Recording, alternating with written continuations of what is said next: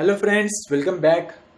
आज के इस वीडियो में हम क्लास 10 का first chapter that is linear equation in two variable start करने जा रहे हैं। ओके, सबसे पहले लीनियर इक्वेशन किसे कहते हैं। जैसे कि अगर हमारे पास कोई लाइन है, इसे हमें एक्सप्रेस करना है इक्वेशन के जरिए, तो उसे हम कहेंगे linear equation, that is equation of a line, एक लाइन की इक्वेशन। ओके, एंड आगे का गिवन है इन टू वेरिएबल्स, मतलब कि हमें ऐसी लीनियर इक्वेशन चाहिए जिसके अंदर दो वेरिएबल होते हैं। कंसीडर कर लो एक्स एंड वाई, ठीक है। तो इस चैप्टर में हम ऐसी इक्वेशन को पढ़ेंगे, इक्वेशन ऑफ लाइन, ठीक है, जिसके अंदर हमें दो वेरिएबल देखने को मिलेंगे। ओके, इक्वेशन ऑफ लाइन हम इस तरह से भी बना सकते हैं, दैट इज 3x + 4 = 0, ठीक है। ये भी क्या है, एक इक्वेशन ऑफ लाइन है, बट इसमें क्या है, जो वेरिएबल है वो एक ही है, लेकिन हम जो पढ़ रहे हैं equation of line in two variable, मतलब कि हम जो भी इक्वेशन पढ़ेंगे आगे सॉल्व करेंगे तो उसके अंदर हमें क्या चाहिए, मिलेंगे दो वेरिएबल मिलेंगे, जैसे कि 3x + 4y = 0, ठीक है। ये भी एक इक्वेशन ऑफ लाइन है विथ टू वेरिएबल। तो हमें इस टाइप के इक्वेशन को आगे डिस्कस करना है, उनके एप्लीकेशन देखना है, उन्हें किस तरह से सॉल्व करते हैं, कितने मेथड है सॉल्व करने के, वो सभी हम इस चैप्टर में पढ़ने वाले हैं। ओके, तो सबसे पहले हम देखेंगे कि लीनियर इक्वेशन किसे कहते हैं, यानी कि लीनियर इक्वेशन को पहचानना, किसे लीनियर इक्वेशन कहेंगे और किसे लीनियर इक्वेशन नहीं कहेंगे। ओके, तो जिस तरह से हमें टेक्स्ट बुक में गिवन है, that is an equation which contain two variable and the degree of each term containing the variable is 1 is called the linear equation in two variable. For example, 3x + 4y + 5 = 0, ठीक है। ये एक equation है जिसके अंदर दो variable है हमारे पास, ठीक है, यानी कि हम इसे कह सकते हैं linear equation with two variable. लेकिन कंडीशन क्या है, हर एक टर्म है, जो जैसे कि यहाँ पे 3 टर्म है, तो जितने भी टर्म में वेरिएबल यूज करेंगे हम, उनकी जो डिग्री है वो 1 होना चाहिए, मतलब कि उनका जो पावर है वो कितना होना चाहिए, 1 होना चाहिए। जैसे कि यहाँ पे क्या है, कुछ भी नहीं है, मतलब कि 1 है। तो इस टाइप की इक्वेशन को हम कह सकते हैं कि this is the linear equation in two variable. Okay, अब हर एक टर्म की जो वेरिएबल है उसका पावर 1 होना चाहिए, ठीक है। जैसे कि आप यहाँ पे देख रहे हैं कि इसका पावर 1 है, इसका पावर 1 है, दो वेरिएबल है, तो ये एक लीनियर इक्वेशन हो गई। सपोज मैं यहाँ पे एक इक्वेशन लिखता हूँ, 3x + 4xy + 5 = 0। तो यहाँ पे आप देख रहे हैं कि यहाँ पे भी दो ही वेरिएबल है, एक x वेरिएबल है और एक y वेरिएबल है, ठीक है। और यहाँ पे इनकी डिग्री भी क्या है, 1 है। लेकिन सिंगल टर्म में सिंगल वेरिएबल चाहिए हमें, जैसे कि यहाँ पे एक टर्म, दो टर्म और 3 टर्म है, ठीक है। तो ये 3 टर्म में, ये 2 टर्म में वेरिएबल है और उनका जो डिग्री है वो कितनी है, 1 है, ठीक है। बट यहाँ पे जो सेकंड इक्वेशन है, यहाँ पे ये एक टर्म है, ये एक टर्म है और ये एक टर्म है। तो जो सेकंड नंबर की टर्म है उसके अंदर क्या है, दो वेरिएबल गिवन है एक साथ। तो इस टाइप की जो इक्वेशन होती है उसे हम क्या कहते हैं, वो लीनियर इक्वेशन नहीं होती है। ओके, और बात करें उसके अगर डिग्री की, जैसे कि यहाँ पे इसकी डिग्री 1 है, यहाँ पे इसकी डिग्री 1 है, यहाँ पे इसकी डिग्री 1 है, मतलब कि सेकंड टर्म में दो वेरिएबल है और दोनों की डिग्री 1 1 है, तो यानी 1 + 1 यानी कितनी डिग्री हो गई, सेकंड टर्म के लिए डिग्री हो गई 2, जो कि लीनियर इक्वेशन की नहीं होती है, कभी भी नहीं होती। ये बात हमें ध्यान में रखना होगा, ठीक है। यानी लीनियर इक्वेशन उसे कहते हैं जिसके अंदर वेरिएबल की जो डिग्री होती है वो सिर्फ 1 होनी चाहिए, ठीक है, और एक टर्म में सिर्फ एक ही वेरिएबल होना चाहिए, एक साथ दो वेरिएबल नहीं होना चाहिए, ठीक है। इस टाइप के इक्वेशन को हम कहेंगे linear equation with two variable. Okay, and one more thing is that the general form, अगर हमें कोई भी लीनियर इक्वेशन को जनरल फॉर्म में एक्सप्रेस करना है तो हमें टेक्स्ट बुक में देकर है एक general form, that is ax + by + c = 0, ठीक है। तो इस टाइप की इक्वेशन को, मतलब कि इस इक्वेशन को हम कहेंगे कि क्या एक जनरल फॉर्म है लीनियर इक्वेशन का विथ टू वेरिएबल्स। अब यहाँ पे जो x और y है वो क्या है, वो वेरिएबल्स है, और a, b and c these are not variables, these are the real numbers, मतलब कि इनकी कुछ ना कुछ पॉजिटिव या नेगेटिव वैल्यू हो सकती है। ओके, अब यहाँ पे एक बात ये भी है, बताया लिखा हुआ है टेक्स्ट बुक में कि a and b both are not equal to 0 simultaneously, मतलब कि एक साथ हम a और b की वैल्यू 0 नहीं लिख सकते। सपोज अगर लिख लेते हम, ठीक है, जैसे कि अगर यहाँ पे a = 0 हो गया, b = 0 हो गया, तो क्या बचेगा, 0 + 0 plus c is equal to 0, that is एक कांस्टेंट नंबर रहेगा जो कि 0 के इक्वल होगा। ये कभी पॉसिबल हो सकता है क्या? कांस्टेंट नंबर मतलब सपोज करो कि 2 है, 2 इज इक्वल टू 0, पॉसिबल है क्या? ये कभी पॉसिबल नहीं है, ठीक है। यानी कि एक साथ हम ए और बी दोनों को 0 कंसिडर नहीं कर सकते, ठीक है। अगर हम ए को 0 कंसिडर करेंगे तो हमें क्या मिलेगा? B y plus c is equal to 0, जो कि एक लीनियर इक्वेशन है। वेरिएबल एक ही है लेकिन लीनियर इक्वेशन है, ठीक है। अगर हम b को 0 कंसिडर करते हैं तो हमें मिल जाएगा ax plus c is equal to 0। अब यहाँ पे भी वेरिएबल एक है बट ये क्या है? लीनियर इक्वेशन है, ओके। तो ये बात हमें ध्यान में रखना है, ओके। तो ये हो गया जनरल फॉर्म। अब इसके बाद में हमें टेक्स्ट बुक में एक एक्टिविटी गिवन है, तो उसमें हमें बताना है कि कौन से linear equation with two variable है और कौन से नहीं है, okay. So first equation is 4m plus 3n is equal to 12, okay. अब कंडीशन क्या है? पहली कंडीशन है कि हमें दो वेरिएबल चाहिए, ठीक है। m और n दो वेरिएबल है, ठीक है। दूसरी कंडीशन क्या है? हर टर्म में जो वेरिएबल है, ठीक है, उसकी जो डिग्री है वो हमें 1 होना चाहिए, ठीक है। यहाँ पे m की डिग्री 1 है, n की डिग्री 1 है, दोनों कंडीशन सेटिस्फाई कर रहा है, मतलब कि ये क्या है? लीनियर इक्वेशन है, ओके। तो हमें यहाँ पे यस लिखना है। Then second is 3x square minus 7y is equal to 13।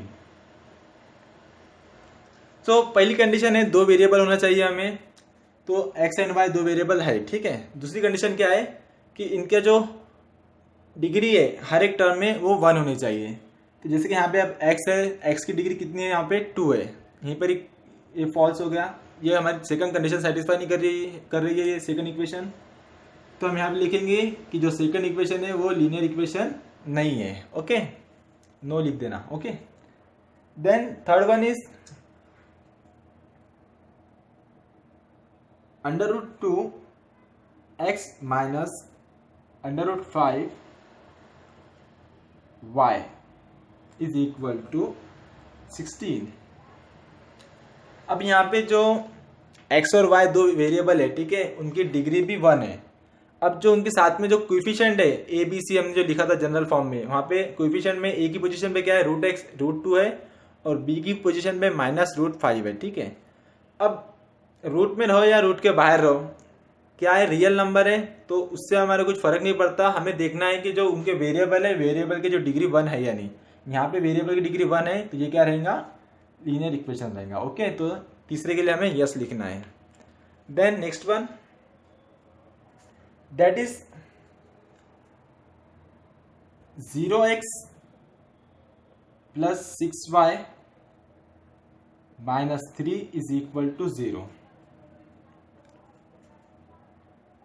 अब ये यहाँ पे हमें क्या गिवन है? 0x plus 6y minus 3 is equal to 0। तो हमें पहचानना है कि ये लीनियर इक्वेशन है या नहीं है। अब यहाँ पे जैसे कि हमको पहले गिवन था कि दोनों भी a और b एक साथ 0 नहीं हो सकते। यहाँ पे a की जगह पे तो 0 है बट b की जगह पे 6 है, मतलब कि ये क्या एक लीनियर इक्वेशन है। अब वो बात अलग है कि यहाँ पे जो x इंटू 0 है तो ये x वैनिश हो जाएगा, यानी कि यहाँ पे सिर्फ एक ही वेरिएबल बचेगा, ठीक है। लेकिन तो भी ये लीनियर इक्वेशन रहेगा, तो इसलिए हम क्या कहेंगे कि ये जो इक्वेशन है ये एक लीनियर इक्वेशन है, ओके। देन हाँ, अगर यहाँ पे ये भी 0 होता था तो हम लिखते थे कि ये लीनियर इक्वेशन नहीं है, बट यहाँ पे सिर्फ x का कोएफिशिएंट 0 है और y का नॉन 0 है, okay. Then next one is 0.3x plus 0y minus 36 is equal to 0, okay. अब ये यहाँ पे क्या है? 0.3 एक रियल नंबर है, कुछ फर्क नहीं पड़ता है, ठीक है। 0y तो जो b है वो हमें 0 देकर है, बट a नॉन 0 है, दोनों में से एक नॉन 0 चाहिए हमें, ठीक है ना। और दो वेरिएबल भी है जिसके जो डिग्री 1 है, तो हम कहेंगे कि ये भी क्या है? लीनियर इक्वेशन है, okay. Then next one, that is 4/x plus 5/y is equal to 4। अब हाँ, इस टाइप की इक्वेशन को देखना है, यहाँ पे थोड़ा सा हम कंफ्यूज हो जाते हैं। क्या दिख रहा है हमें? दो वेरिएबल भी दिख रहे हैं और दो अलग अलग टर्म में सिंगल वेरिएबल है और उनका जो डिग्री है वो भी 1 है, तो हम कहेंगे कि हाँ भाई ये तो लीनियर इक्वेशन है, ठीक है ना। बट ऐसा बिल्कुल भी नहीं है, ये क्या है, एक इक्वेशन है जो कि अनसॉल्व्ड है। हम इसे सिंप्लीफाई करेंगे, मतलब कि हमारे जो जनरल फॉर्म है, जनरल फॉर्म हमें याद रखना चाहिए, that is ax plus b y plus c is equal to 0, ठीक है।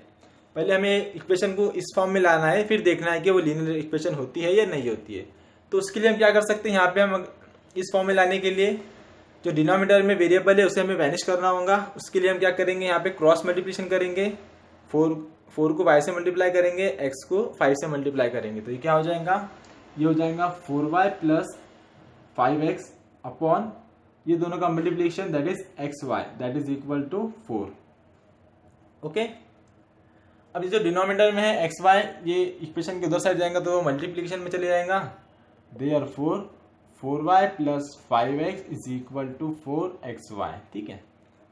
या तो इसको इस तरह भी रहने दो, या फिर अगर हम इसे सिंप्लीफाई करें that is 5x plus 4y minus 4xy is equal to 0 लिखे, ठीक है।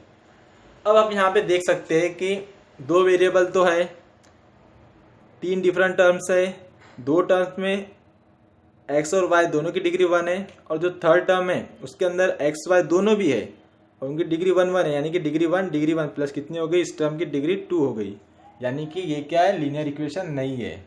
ये नहीं है मतलब कि ये जो है लीनियर इक्वेशन नहीं है। ओके, हम इसे लीनियर इक्वेशन में कन्वर्ट कर सकते हैं, ठीक है। इस टाइप के क्वेश्चन हमें आगे एक्सरसाइज में मिल जाएंगे, ठीक है, कि ऐसे इक्वेशन को लीनियर इक्वेशन में कन्वर्ट करो फिर उसे सॉल्व करो, ठीक है। ये आप ध्यान में रखना, आपको ये प्रैक्टिस सेट 1.4 में शायद आपको ये देखने को मिलेगा। Okay, then last one that is 4xy minus 5y minus 8 is equal to 0, ठीक है।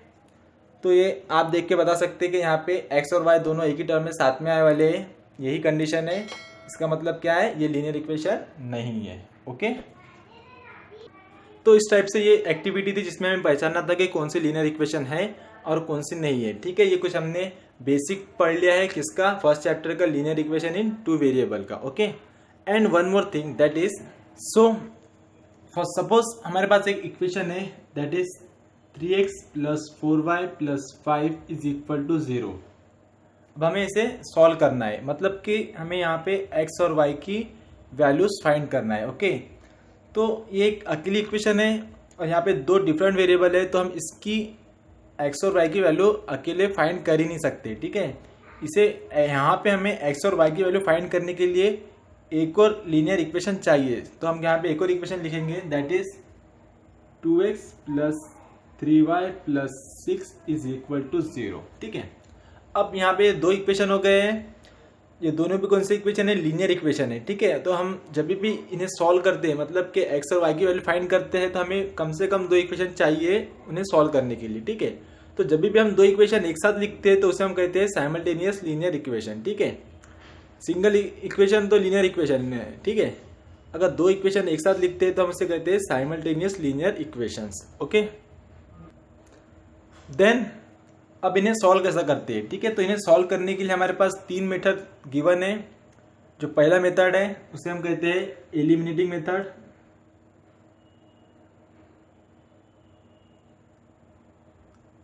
मेथड, ठीक है।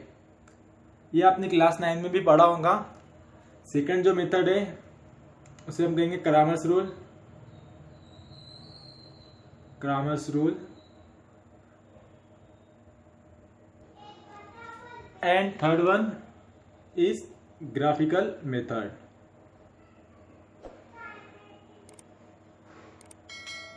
ओके, तो ये 3 डिफरेंट मेथड है जिसका यूज करके हम साइमल्टेनियस लीनियर इक्वेशन सॉल्व कर सकते हैं। ओके, सो इस वीडियो में हमने लीनियर इक्वेशन के कुछ बेसिक कंसेप्ट के ऊपर डिस्कस किया है। नेक्स्ट वीडियो में हम इस चैप्टर की फर्स्ट प्रैक्टिस सेट सॉल्व करेंगे। सो अब आप यहाँ तक पहुँच चुके हो तो वीडियो को लाइक कीजिए, शेयर कीजिए और जाने से पहले नीचे दिए हुए अकाउंट पे टच करके हमारे चैनल को सब्सक्राइब ज़रूर कीजिए। तो मिलते हैं नेक्स्ट वीडियो में। Thanks for watching.